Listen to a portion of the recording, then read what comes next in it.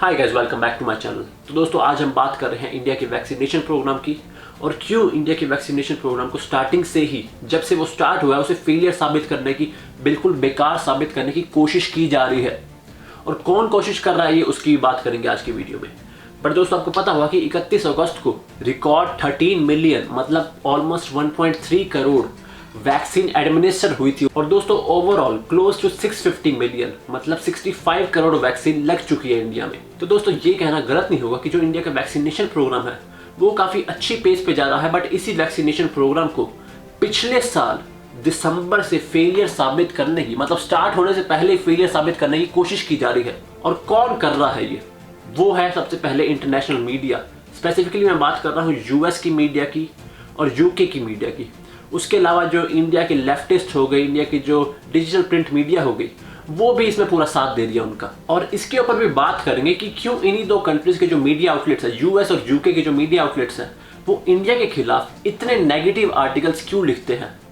But दोस्तों, उससे पहले आपको याद दिला दूं कि पिछले साल ये साबित करने के लिए कैंपेन चली थी कि जो इंडिया की वैक्सीन है वो सेफ ही नहीं है। और फिर जब ये बात साबित होगी कि जो वैक्सीन है वो सेफ है, ये पूरा जो प्रोपेगेंडा चलाया जा रहा है वो नकली है, तो उसके बाद टॉपिक आ गया एफिकेसी का, कि एफिकेसी बहुत कम है इन वैक्सीन की। और फिर दोस्तों, जब फेज 3 ट्रायल्स कंप्लीट हुए तो उनकी एफिकेसी वाली बात भी गलत साबित हुई। और फिर उसके बाद कैंपेन चलाया गया वैक्सीनेशन शॉर्टेज के ऊपर, इंडिया के हेल्थ केयर सिस्टम के ऊपर।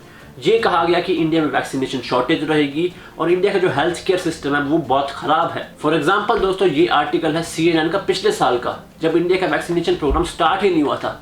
उससे पहले ही इन्होंने अनाउंस कर दिया कि जो इंडिया का गोल है 600 मिलियन वैक्सीन एडमिनिस्टर करने का अगस्त तक, वो ओवरली एम्बिशियस है, सपने देखने वाली बात है इंडिया जैसी कंट्री के लिए। क्योंकि इंडिया एक गरीब देश है, डेवलपिंग कंट्री है, हेल्थ केयर सिस्टम बहुत बेकार है यहाँ पे। और सबसे हैरानी वाली बात है कि इन्होंने ये चीज पिछले साल ही अनाउंस कर दी थी कि जो इंडिया का वैक्सीनेशन प्रोग्राम है वो बहुत बुरी तरह फेल होने वाला है।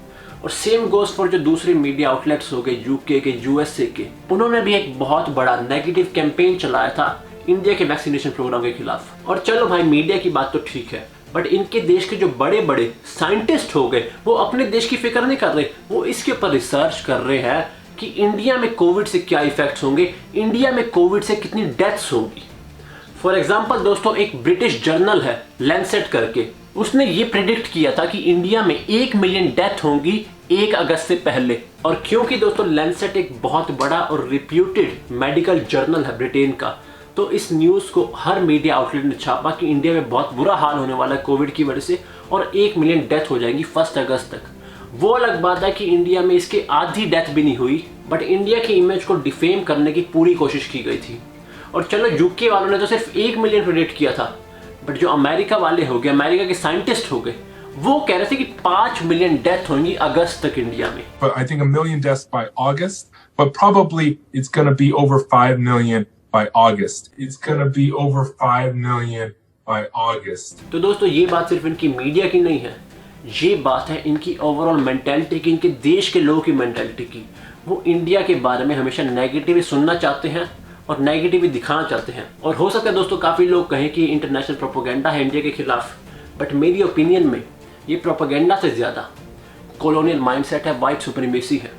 क्योंकि अगर आप देखें कि यही मीडिया आउटलेट्स जो इंडिया के खिलाफ लिख रहे हैं अभी, वही अफ्रीकन कंट्रीज़, दूसरी एशियन कंट्रीज़ और जो लैटिन अमेरिकन कंट्रीज़ हो गई, मतलब वो कंट्रीज़ जहाँ पे मेजॉरिटी पॉपुलेशन वाइट नहीं है, उनके बारे में भी ऐसे नेगेटिव आर्टिकल्स लिखती है। और वहाँ के लोग भी खुद इन कंट्रीज़ के बारे में सिर्फ और सिर्फ नेगेटिव सुनना चाहते हैं।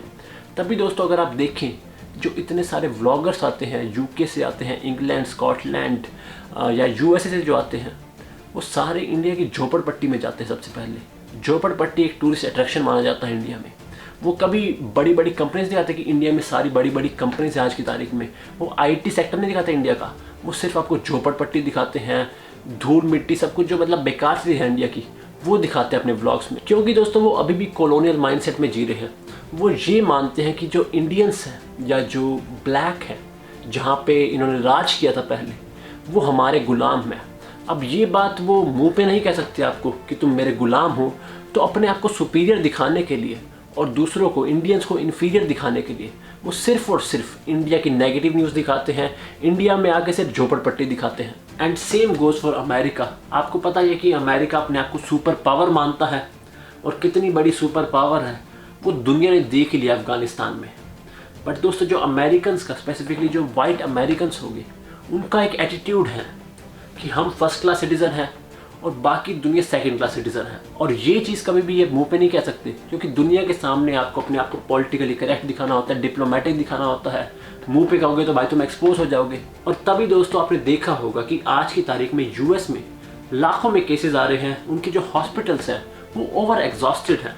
बट इसके बावजूद भी जो मीडिया आउटलेट्स हैं वहाँ की, वो इसकी रिपोर्टिंग काफ़ी सटल वे में कर रहे हैं, एग्जैजरेट नहीं कर रहे इससे। जैसे इंडिया के इसमें क्या था, उन्होंने जब इंडिया में सेकेंड वेव आई थी तब यूएस की मीडिया आउटलेट्स ने उसे पूरा एक्सप्लॉइट किया था। हर न्यूज़ को उन्होंने सेंसेशनलाइज करके बताया था। उनके साइंटिस्ट इंडिया के ऊपर रिसर्च कर रहे थे, ये प्रिडिक्शन कर रहे थे कि इंडिया में 5 मिलियन डेथ होंगी अगस्त तक।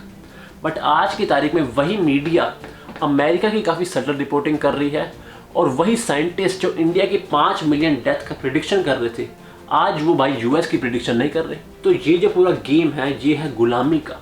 फिजिकली गुलामी तो बंद हो गई, स्लेवरी बैन हो चुकी है, बट ये लोग चाहते हैं कि आप दिमाग से गोरों के गुलाम बने रहे।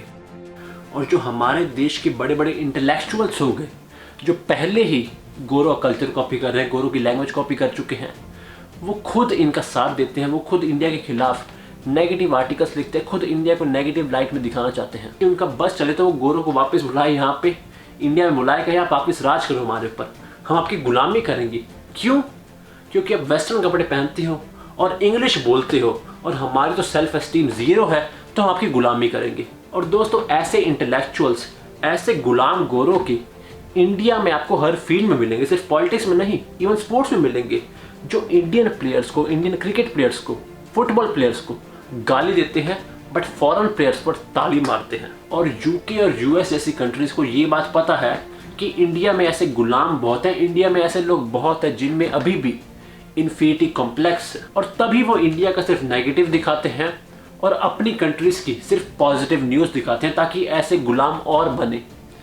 तभी दोस्तों मैं हमेशा कहता हूँ कि कुछ भी करो भाई लाइफ में, चाहे आप अमीर हो, गरीब हो, पढ़े लिखे हो, अनपढ़ हो, अपनी भाई सेल्फ रिस्पेक्ट रखो अपने पास, अपने देश की रिस्पेक्ट रखो भाई, और किसी की भी गुलामी मत करें। और दोस्तों, इस वीडियो के लिए बस इतना ही। उम्मीद है आपको वीडियो पसंद आई होगी। अगर आपको वीडियो अच्छी लगी तो वीडियो को लाइक ज़रूर कर दें, और अगर आप चैनल पर नए हैं तो उसे सब्सक्राइब ज़रूर कर दें। मिलते हैं आपसे अगली बार, तब तक के लिए टेक केयर।